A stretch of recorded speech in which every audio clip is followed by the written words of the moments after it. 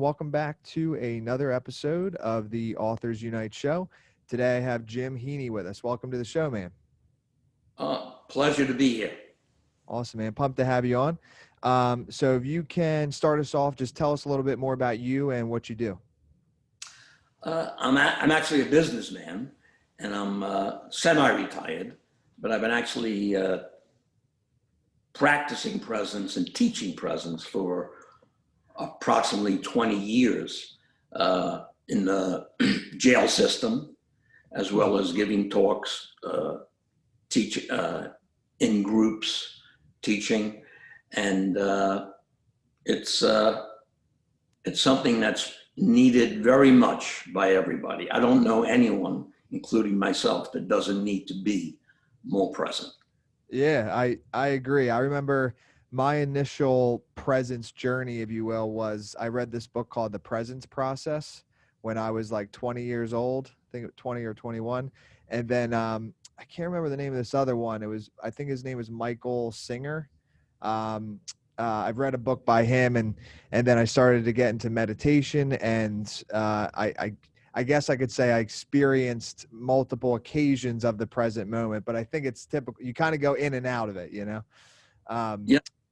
So the one thing that caught me there was three things actually, but the first one was in the jail system. So is that where you started teaching this presence, like in jail systems? Is that what you said? Yeah, roughly around 20 years ago, then I moved it into private, my home, teaching it, classes of my own, giving talks to different groups. But the jail system, first of all, it's needed. But going back to what you said initially, you've read some books about presence, which is good, and all the books written about presence are good. And the reason I wrote this book, after practicing it and teaching it for 20 years, just about all the books about presence, even though they are good, they don't talk about how to do it. Mm-hmm. How do you access God's presence in your daily life and connect with God's spiritual energy, which is, spirit is, this is from Webster's dictionary, the force within a person that is believed to give the body life, energy, and power. And it seems as though we've lost connection with that power. And by losing connection with that power, what it's made very obvious to us is today in our society, anxiety, stress, worry, lack of self-esteem, inner fears is just causing so much suffering that really does not have to be. Mm-hmm. Yeah, I completely agree. So let's start back from the beginning. So you said business, and then we'll work our way up here, because obviously I think that's what people want to know is like, how do we get into the present moment? What are the practices that we can be taking to get there? So you said you were a business. So before a businessman, when you were younger, your career, is it where you saw yourself like becoming when you were younger, or was there something that like happened that you then became a businessman? And then obviously elaborate on like what you actually did. Yeah, well, I've been in business for over 35 years. I'm not retired. Oh, okay, gotcha. Our children actually now run our business, and fantastic! I like that. Cool. And they do an excellent job. I oversee it, but they run the day to day. And well, I've been on a spiritual journey for many years, probably 30, 35 years, and all good. Anytime you actually, let's say, realize you have to connect with a power greater than you, and you go on a spiritual journey, all the actions we take normally are very good. But the practice of presence is different. I'll give you an example. If we were to say to ourselves, anytime that I have anxiety, worries, fears, lack of self-esteem, and I said, am I in the present moment now? the answer 100% of the time would be no. Mm-hmm. Now, anytime that we felt inner calm, freedom, just a sense of peace within ourselves, and I said to myself, am I in the present moment? 100% of the time, the answer would be yes. So we've identified what the issue is. And the issue is, for all of us, is all the compulsive, repetitive, negative thinking. It is absolutely making us suffer far too much. And what just too many people don't realize is that there is a choice. When you choose to practice presence, there's certain very specific things we do, okay? We start the morning with a daily practice. And by the way, I've made, in addition to the book Choosing Presence, which is on Amazon, I've made a free app. It's called Practicing Presence, a Christian Way. And it makes the practice of presence much easier for the average person to do. It takes away a lot of the resistance. So what we do is we start a morning practice, okay? We can go anywhere from 10 to 20 minutes or longer, and we set a timer, and it walks us right through it. If we follow that, we're gonna get it real quick. And then it gives us an hourly reminder. But an hourly reminder, hourly reminder is to remind us to take 3 conscious breaths with the right intention. And the intention always is to connect with God's spiritual energy, that power I mentioned earlier. And when we do it consistently, what happens is we do what we call inner condition ourselves. And we inner condition ourselves to the point where we become very aware of what's happening inside. And as we feel unease build up, we know we have a choice.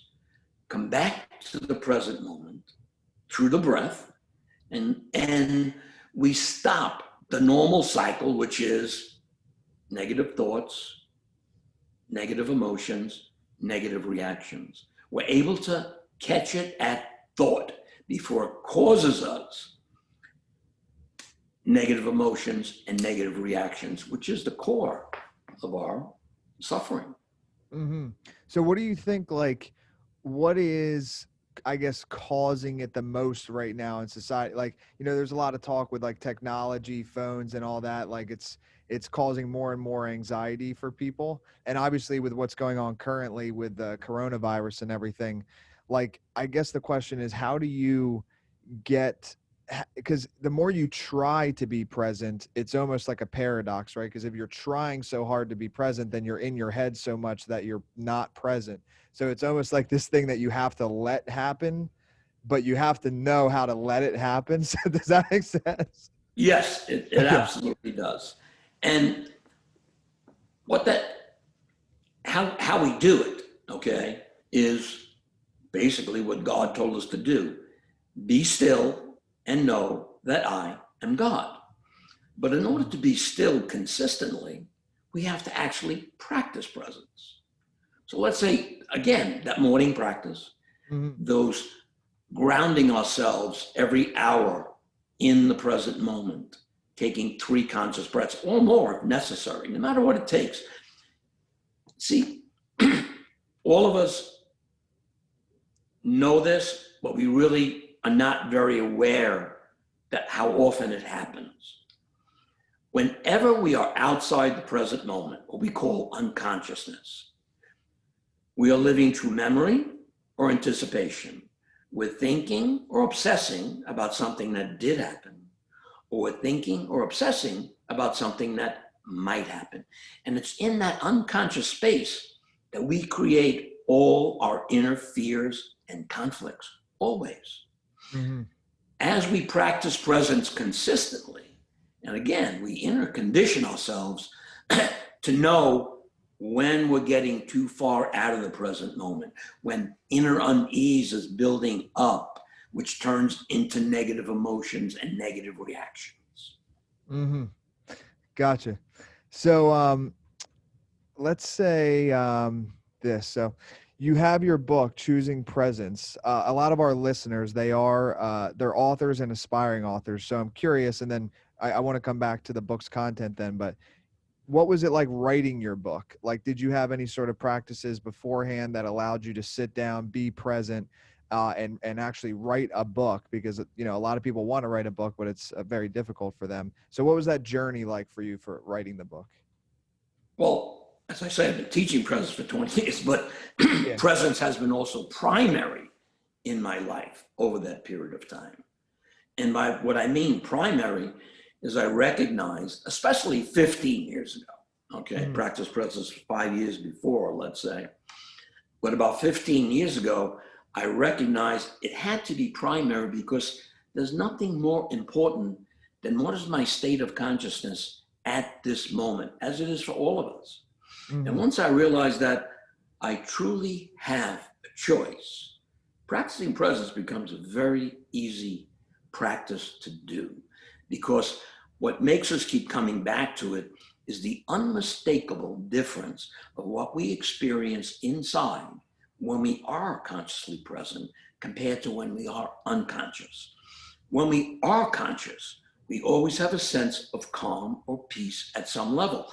Now, presence is not a permanent state because there's too many distractions in each of our lives, but it is a state we can come back to over and over again throughout the day. And as I always say, God never leaves the present moment. We do. And the power, and I talk about the power and peace of the present moment because it truly is a power. It has the power to change our awareness of our inner well-being. And when we sense that inner awareness deteriorating and becoming negative, we know exactly what to do because that spiritual energy is always present in this moment. We just have to stop all the inner negative dialogue. So what, and I apologize if maybe we skipped over this, but what was there an event in your life that like really motivated you to start studying presence? You know, because I think you said 25, 30 years ago is when you started it. So like, Well, I started a spiritual journey. spiritual. Oh Okay. yeah. So what led to that? Right. And everything was great. You know, I certainly went to church every Sunday. I was involved in parish ministries. And then about 20 years ago, I went to something what we call a men's rite of passage by Father Richard Rohr. Okay. And it was a life-changing event for me. And that's in that experience over 4 or 5 days, I realized, wow, I'm missing something here. And that's when I actually started practicing presence. And actually the teacher, Richard Rohr, was actually what I call my pointer. He pointed me toward presence. And Cool. I've just continued to grow in it over and over again throughout the last 20 years. Gotcha. But Okay. there's simply nothing more important. And if the average person, and they said to themselves, okay, what is my deepest, what do I want deepest within myself to change, to be better? So you can only find that through stillness. You got to stop the noise, because when we stop the noise, we're in reality. And when we're in reality, guess what? Real life breaks through. Yeah, that makes sense. And I think it's interesting again, is it's where people, they will find anything to distract themselves, because it's almost like when you're in that present moment, that's when the realness of what's going on in your life comes out. So if you're unsure if you're going to like that, then you avoid it through multiple different things. But the only way to fix it is to confront it, and the only way to confront it is to know what it is, and the only way to know what it is to be present. So Correct. But what the power of presence does for us is this. It's not so much what we do, it's what's being done to us when we bring in stillness. Because what we actually do is surrender to the spiritual power of the present moment. And it truly is a power. And it's like anytime, I'll give you an example. Anytime that you or me had what we call a present moment, or I would call a spiritual moment. We saw a beautiful sunset, okay, or a beautiful sunrise, especially if we had one of our children in our arms and we're holding them and we say, wow, there is nothing better than this. See, that is the core of spirituality. That love, that unconditional love that flowed from you to the child is actually accessible to you always. But that love you didn't create and you cannot control. You can only be present to it. That is the power and peace of the present moment. It's a power beyond us, but at the same time, it's working through us, and we absolutely know it. If someone tells me, if I'm giving a class or a talk or whatever it is, yeah, I think I was present, I tell them, no, you weren't. It's unmistakable. Yeah. It's not something you think you were. You know there's an unmistakable difference in how and what you feel, what you experience inside. You cannot deny the difference. Yeah, I agree. And I'm curious on your thoughts on this. Obviously you can tap into it at any time, but I do think certain environments make it easier to tap into it. What I discovered when I was younger, I lived in this place. It's called Encinitas in San Diego. It's like 45 Sure. minutes. Yeah, you're familiar. It's a lot of people that live there, they call it like a vortex. Like it just has this energy about it. So I lived there for 4 years. I believe it was right next to this place called the Self-Realization Fellowship, and like Yogananda has history there. And there's this place called the Meditation Gardens. So I lived right down the road from there. And not every morning, but almost every morning I would go to the meditation gardens. They're like these cliffs, and like becoming present in that location was dramatically easier than like being in Philadelphia where I was born and raised. Not where I was born and raised, when it's like freezing cold out, you know what I mean? Like that is just more difficult. So have you found like certain environments that make it easier to tap into it? Well, I'll give you an example. Mm-hmm. We have a house in the mountains, but when you know Big Bear Mountain. Yeah, Big Bear. Big Bear Lake. Okay, my house is there on Big Bear Lake. Now, if I go back 30 years, which I said 30 years ago, the only place I really am present and really connect with God's Spirit is when I went to Big Bear. Mm-hmm. Now, as I started practicing presence, especially 15 years ago, when I talked earlier about inner conditioning, Yeah. see, when you practice it consistently, guess what? Whether I'm in Big Bear now or I'm in Times Square in New York, I can have the same experience. Oh, that's Why? awesome. Because as we practice presence, we grow in presence. And what people, I think, who try and practice presence or meditate, I think what they miss is it can't just be done in the morning. You have to keep close to the present moment throughout the day with the right intention. And that right intention is connect with God's spiritual energy throughout the day. And some of us might say, well, that's too hard. I can't do that. Actually, you can't afford not to do it. Mm-hmm. Because every time you're breathing, you have zero negativity. Every time you're consciously breathing and every time you are aware of the present moment, there can be no negativity in it because it doesn't exist in the present moment. We bring it into the present moment. And when we bring it into the present moment, as you talked about earlier, different locations, let's say, or environments, they completely distract you. Mm. When you are inner conditioned, guess what doesn't matter? We actually say it in the book, I don't like crowds, okay? We have an apartment in New York, and we go there for about 3 months a year. I grew up in Brooklyn. Okay, gotcha. And we go back there 3 months a year in the spring and in the fall. I do not like crowds per se.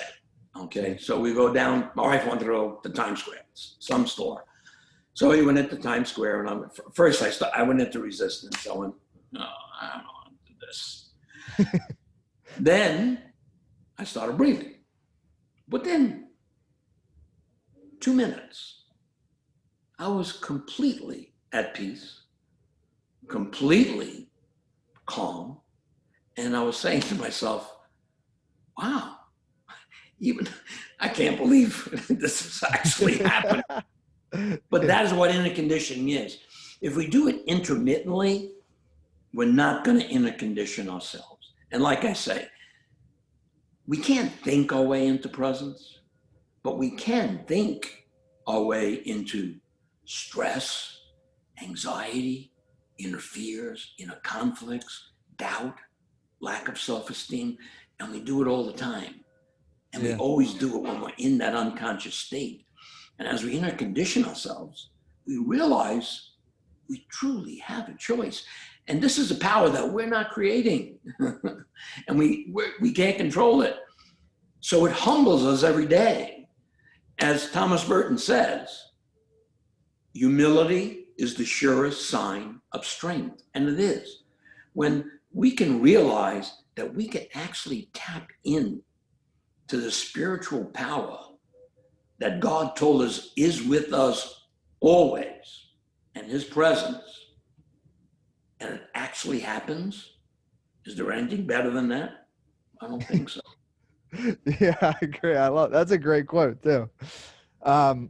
So I wanted to ask you too about, like, if somebody is already at that point of like extreme anxiety or like a panic attack, do you have any recommendation on how to dial it back? Because like for me, for example, I've had a panic anxiety attack before, and it's like so extreme that like once you're there, it's really hard to like bring it back. So obviously, from what you're saying, we want to be practicing this not just in the mornings, but like throughout the entire day, so that that potential issue kind of we would avoid it. But if we get to that point, do you have any recommendations for that?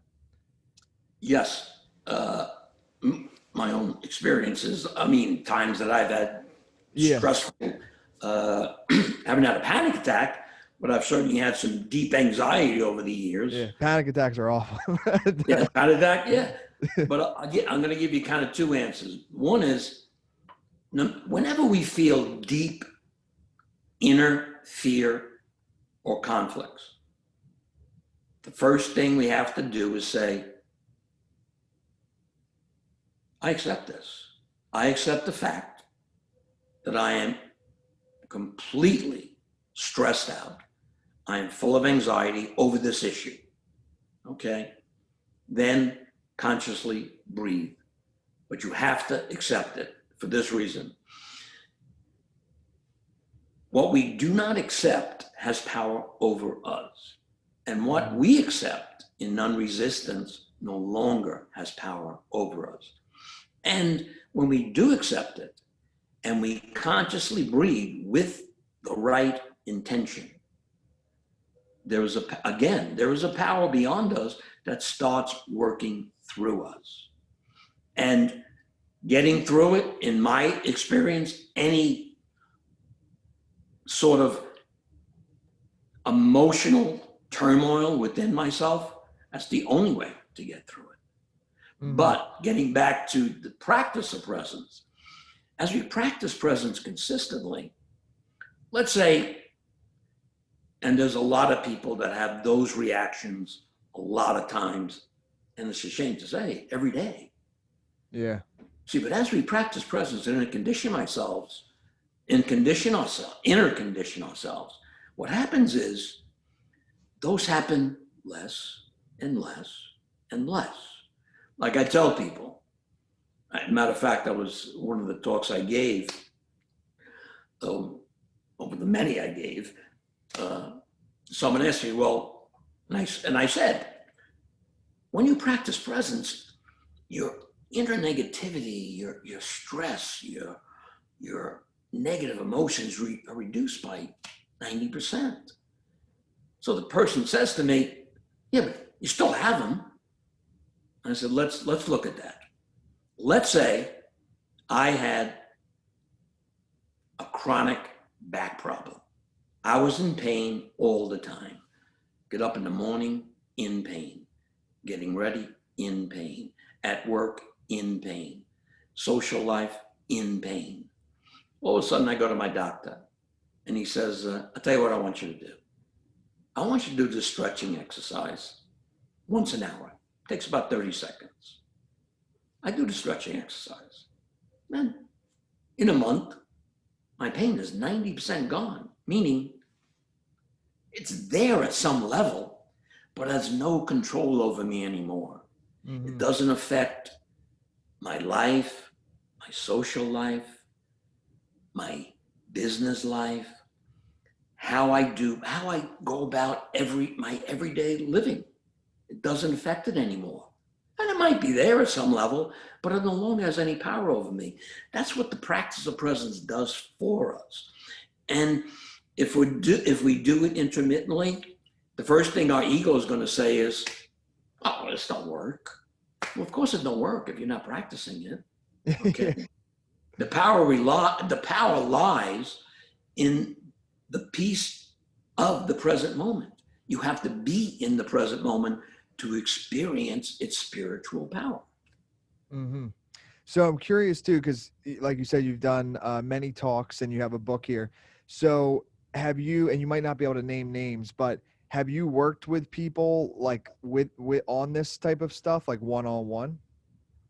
Oh, I talk to people all the time about presence. Okay. Over the years, many people, yes. Okay. Can you share, because I always think those are the coolest kind of things to hear, is the stories of like, you know, and again, because it's probably pretty personable, so you might not be able to share their names, but like maybe somebody was at this point and then you spoke with them in regards to this topic, and then it kind of like made a transformation for their life. Do you have like a couple stories that you could share in regards to that? Well, I'll give you an example. Mm-hmm. My wife, okay? Now she's been practicing presence with me, but inconsistently over the years. And she'll do it for a week, stop for a few days, do it for a few days.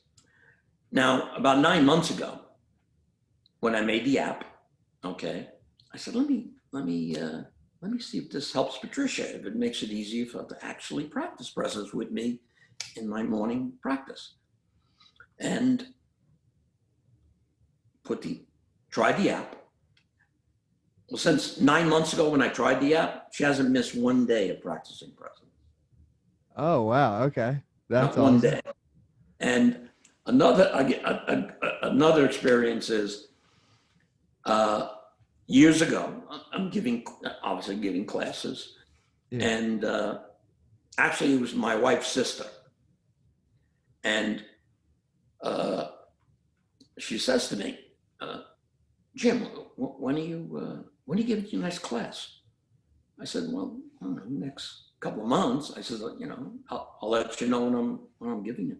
And then I was curious, because she never asked me before. And I said, well, why do you want to go to the presence class? She says, I want what Patricia has. That's awesome.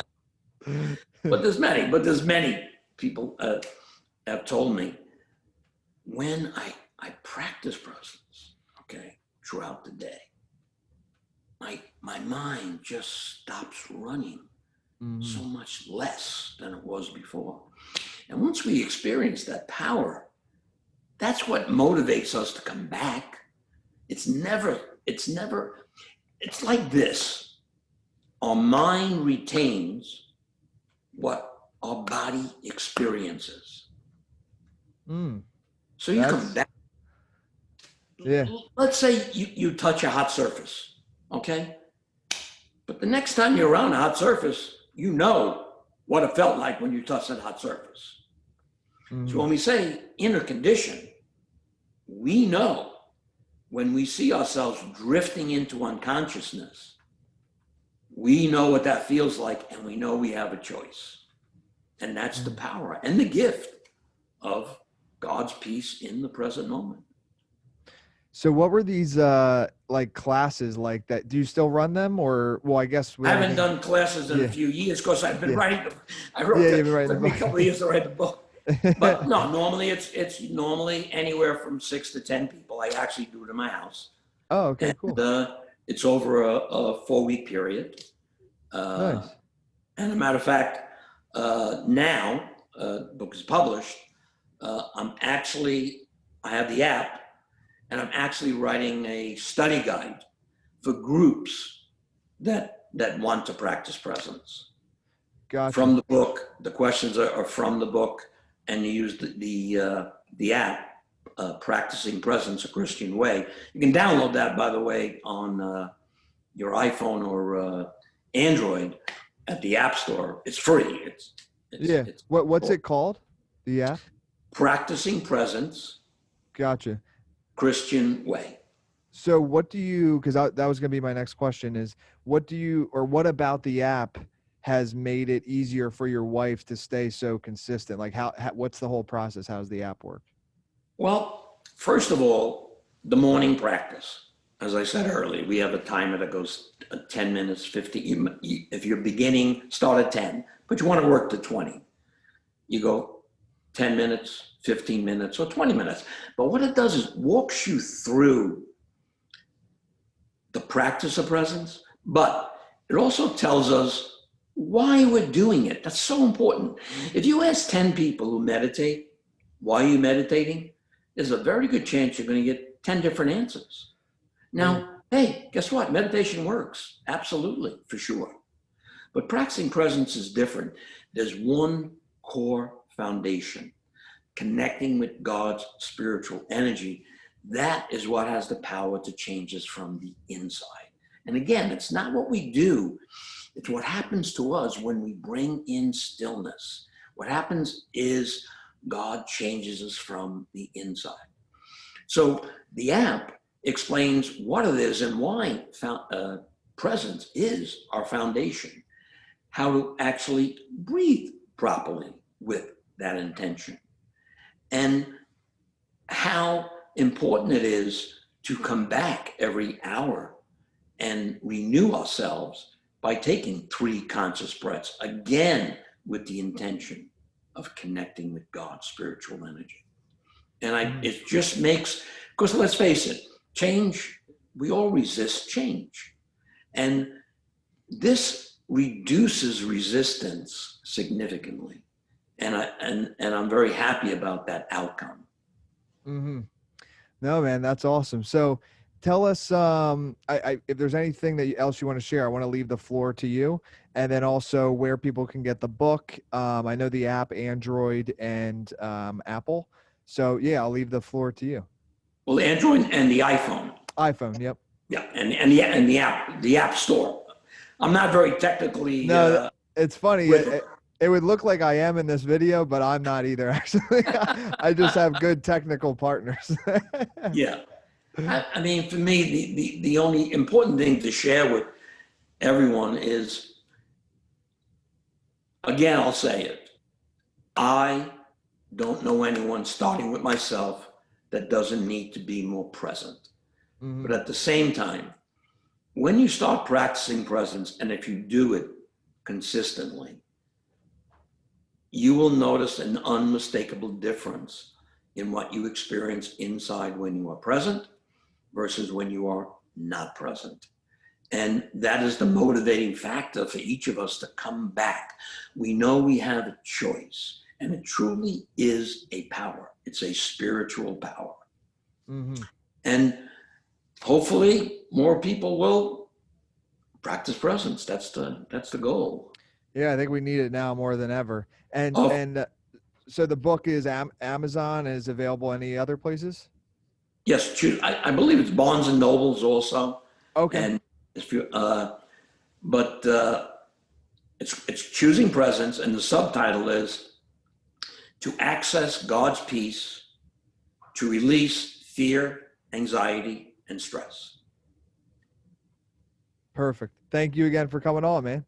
Oh, it's been a pleasure. Thank you.